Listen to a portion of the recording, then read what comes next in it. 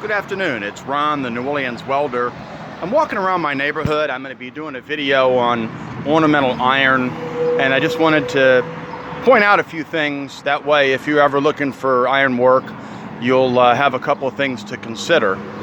The first thing we're looking at here is we're looking at a solid picket, okay? And then also what I call punch channel. And what punch channel is it's not welded onto the side. We actually see the hole in the middle here. I like that because structurally that's much more sound than welds that go on the side. Also, what this allows me to do as a welder is this allows me to MIG weld underneath, so I can actually hide the welds themselves. It makes the fence look a little prettier. These little finials up here are kind of neat. That's probably the most popular finial ever made. Easy to replace.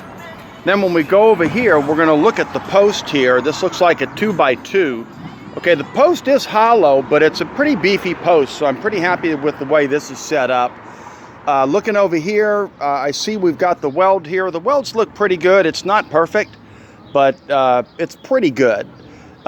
This looks like a flux core weld because I see some imperfections in the weld, but they're being covered by paint.